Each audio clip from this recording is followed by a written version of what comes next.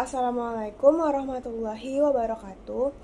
Hari ini saya Najla Ataya akan menjelaskan tentang perlawanan Pangeran Mangkubumi dan Mas Said terhadap VOC. Jadi poin pertama adalah kekecewaan Pangeran Mangkubumi terhadap pemerintahan Mataram. Kekecewaan Pangeran Mangkubumi atau adik dari Sunan Pakubuwono II terhadap pemerintahan Mataram disebabkan oleh pengingkaran janji oleh Pakubuwono II. Hal ini terjadi ketika Sunan Pakubuwono II menyelenggarakan sayembara untuk meredakan pemberontakan yang dilakukan oleh Raden Mas Said.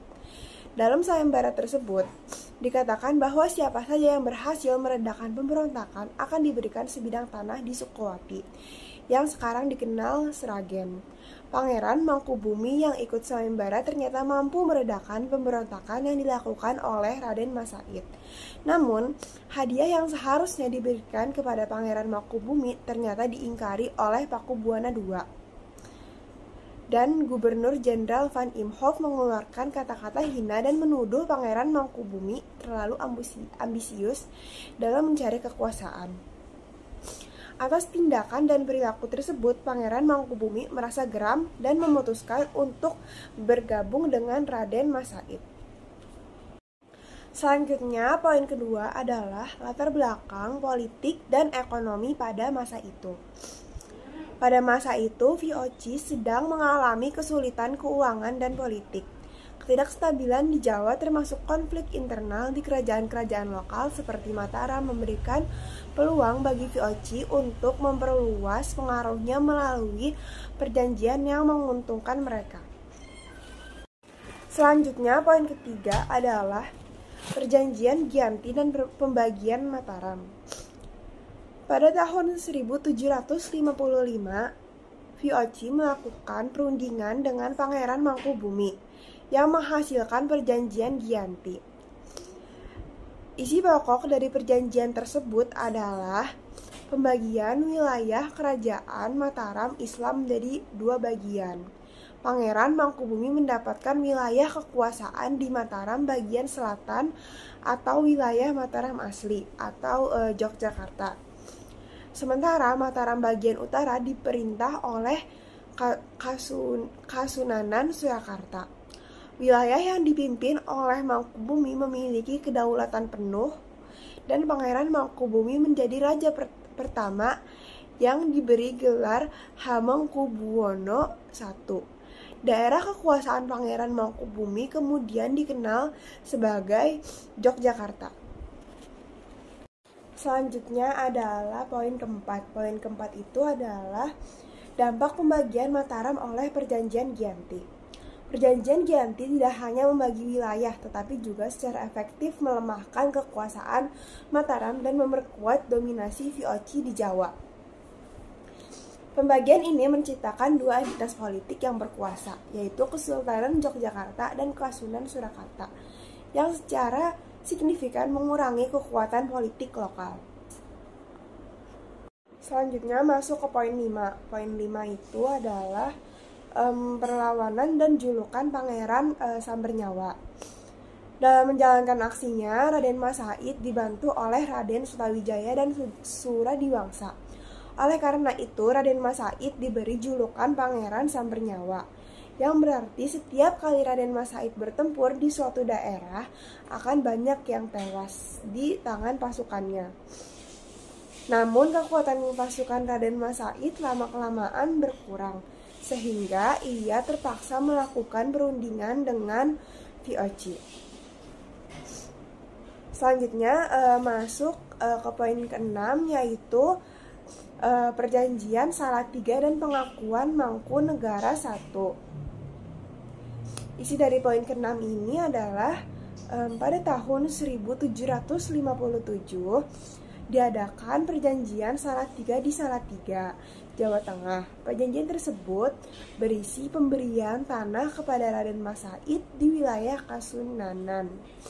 Raden Mas Said dapat berkuasa penuh atas wilayahnya dan diberi gelar Adipati Mangkunegara I. Selanjutnya sekarang kita masuk ke poin ke-7. Poin ke-7 adalah kehidupan dan pemerintahan setelah perjanjian. Nah, setelah perjanjian, Pangeran Mangkubumi menjadi Sultan Hamengkubuwono I di Yogyakarta, yang berkembang menjadi pusat kebudayaan dan kekuasaan baru di Jawa. Sementara itu, Raden Mas Said yang dikenal sebagai Mangkunegara I memerintah Mangkunegaraan yang meskipun kecil menjadi kekuatan politik yang penting di Jawa Tengah. Selanjutnya sekarang kita masuk ke poin ke-8. Nah, poin ke-8 ini berisi tentang pengaruh jangka panjang pembagian Mataram. Pembagian Mataram ini memiliki dampak jangka panjang pada struktur politik dan sosial di Jawa. Hingga saat ini Yogyakarta dan Surakarta tetap menjadi pusat kebudayaan dan memiliki status politik khusus di Indonesia. Selanjutnya, poin terakhir yaitu adalah poin ke-9, yaitu strategi divide et impera oleh VOC. Tindakan VOC memecah belah kekuasaan di Jawa melalui perjanjian semacam ini merupakan bagian dari strategi divide et impera atau pecah belah dan kuasai yang digunakan untuk mengontrol daerah jajahan dengan lebih mudah. Oke, jadi kesimpulannya adalah kekecewaan Pangeran Mangkubumi terhadap pemerintahan Mataram dipicu oleh pengingkaran janji oleh Sunan Mangkubuwono II yang mengabaikan hadiah tanah setelah Mangkubumi berhasil meredakan pemberontakan Raden Mas Said. Merasa terhina oleh tuduhan dan Van Imhoff dan dikhianati oleh saudaranya, Mangkubumi bergabung dengan Raden Mas Said. Nah, konflik internal ini ditambah dengan kesulitan VOC mendorong perjanjian penting seperti perjanjian Giyanti pada tahun 1755 yang membagi Mataram menjadi dua, Yogyakarta di bawah Mangkubumi Hamengkubuwono I dan Surakarta. Pembagian ini melemahkan kekuasaan Mataram dan memperkuat kontrol VOC melalui strategi divide et impera. Raden Mas Said yang dijuluki Pangeran Sambernyawa kemudian mengadakan perjanjian Salatiga pada tahun 1757 yang mengakui kekuasaannya sebagai Mangkunegara I. Pembagian Mataram memiliki dampak jangka panjang dengan Yogyakarta dan Surakarta. Dengan Yogyakarta dan Surakarta tetap menjadi pusat kebudayaan dan politik di Jawa hingga sekarang. Sekian dari saya. Wassalamualaikum warahmatullahi wabarakatuh. Merasa terhina oleh tuduhan dan Van Imhoff dan dikhianati oleh saudaranya, Mangkubumi bergabung dengan Raden Mas Said. Nah, konflik internal ini ditambah dengan kesulitan VOC mendorong perjanjian penting seperti perjanjian Giyanti pada tahun 1755 yang membagi Mataram menjadi dua, Yogyakarta di bawah Mangkubumi Hamengkubuwono I dan Surakarta. Pembagian ini melemahkan kekuasaan Mataram dan memperkuat kontrol VOC melalui strategi divide et impera.